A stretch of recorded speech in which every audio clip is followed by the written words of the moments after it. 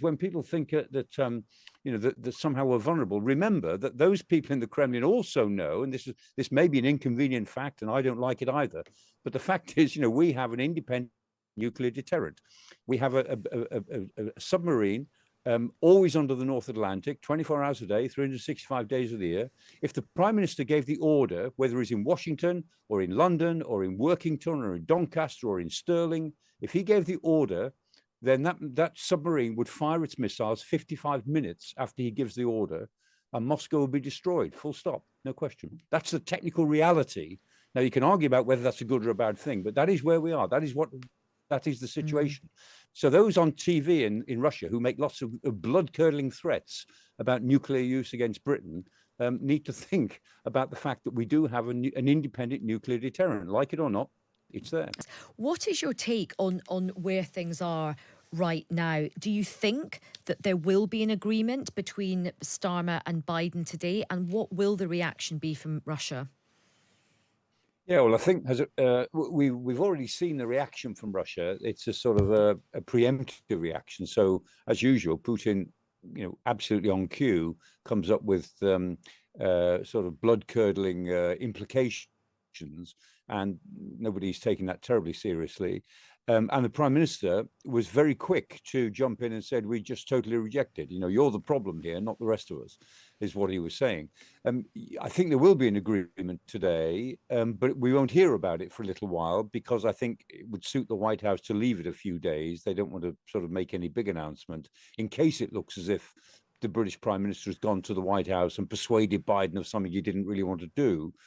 So my guess is, and I am guessing, that that there will be agreement because I think they've got a lot to discuss and they're in a mood to move things on not just on this, but on Gaza and the upcoming UN General Assembly meeting and in New York and so on. So I think there was quite a big agenda. I think there'll be some announcements after this meeting, and I suspect that the announcements will be to the effect that Storm Shadow and Scalp, that's the British and the French missiles, can be used for deeper penetrations into Russian air bases. But whether that will include American weapons as well, I'm not sure. We'll see on that one. And that's the one that the Ukrainians really want. They want the authority to use the ATACMS missiles against Russian bases inside Russia. And just on that, why allow the French and the British, but not the American? Well, I think it's a matter of trying to tread a line. It doesn't make a lot of logical sense, that's for sure. But Joe Biden is very torn on this. I mean, Antony Blinken, the Secretary of State, I think is fairly assertive in his view.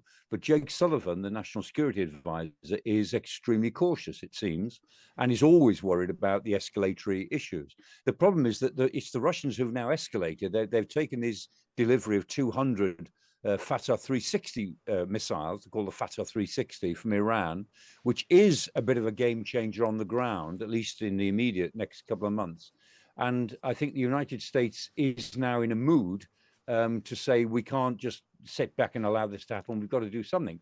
But Joe Biden, I think, is still cautious about what he's going to allow American weapons to be used for. I may be wrong in that, but so far he has been cautious. And whenever he's faced with these dilemmas, he seems to lean more to Jake Sullivan, the cautious National Security Advisor, rather than to Antony Blinken, the more assertive Secretary of State.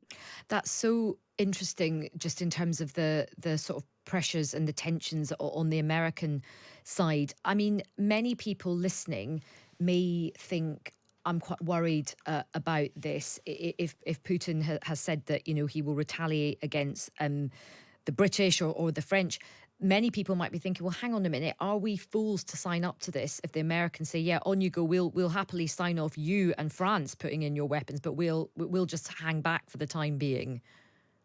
They might think that, but I think that's not particularly sensible. I mean, Putin is doing his worst as it is. He's doing all he can to destroy Ukraine. He's doing all he can now to undermine Western Europe and West European politics, West European society. He's doing all he can to interfere in elections. So what more can he do? It'll just be more of the same. I mean, he always talks in these terms, but ultimately he doesn't have the sort of power that he thinks or pretends that he's got. I mean, he is the playground bully, and he always ups the rhetoric at times like this. So, I mean, I tend to take a more relaxed view of what he can do, because as far as I can see, he's pulling every lever in front of him in order to get his way. And it's some of it's working, some of it isn't. And what about the threat of and something involving some kind of nuclear attack? Is that something that you feel is sort of scaremongering? Oh, it's certainly scaremongering. Yeah, I mean, the Russians have been talking about nuclear weapons since the very beginning of this invasion. As soon as the invasion started and the West reacted, they started to talk about nuclear weapons. But a couple of things here that, we could talk about this all day, of course. But the two fundamental facts: one is that the Western intelligence watches very, very carefully for any signs that the Russians are doing anything on the nuclear front, and they're not. Right? It takes some time to set up nuclear weapons that might be used, say, in Ukraine or anywhere else in Europe, and they have not moved a muscle. And believe me, if they did, we would know about it, and they haven't. That's the first point. Second point is, when the people think about, would they use nukes in Ukraine? My argument is, what could they do? What would they do? It's a physically very big country. In order to make any military difference, they would have to use half a dozen of their tactical nuclear weapons in order to do something, say, to completely destroy one brigade that the Ukrainians have got. And the taboo on the use of nuclear weapons is very, very strong indeed, going back to 1945.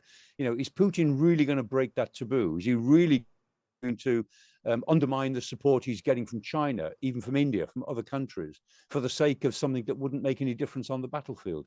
It's just not logical, and it's not happening, except in the rhetoric that he and the people around him run out every day. And one final point is, when people think that somehow we're vulnerable, remember that those people in the Kremlin also know, and this may be an inconvenient fact, and I don't like it either, but the fact is, we have an independent nuclear deterrent.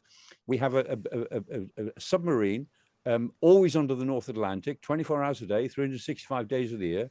If the Prime Minister gave the order, whether he's in Washington or in London or in Workington or in Doncaster or in Stirling, if he gave the order, then that submarine would fire its missiles 55 minutes after he gives the order, and Moscow will be destroyed, full stop, no question. That's the technical reality. Now, you can argue about whether that's a good or a bad thing, but that is where we are. That is the situation. So those on TV in Russia who make lots of blood-curdling threats about nuclear use against Britain need to think about the fact that we do have an independent nuclear deterrent. Like it or not, it's there. And it's there for that reason. Look, fascinating conversation. Thanks very much for your insight. That's Professor Michael Clarke, former Director General of the Royal United Services Institute, where we're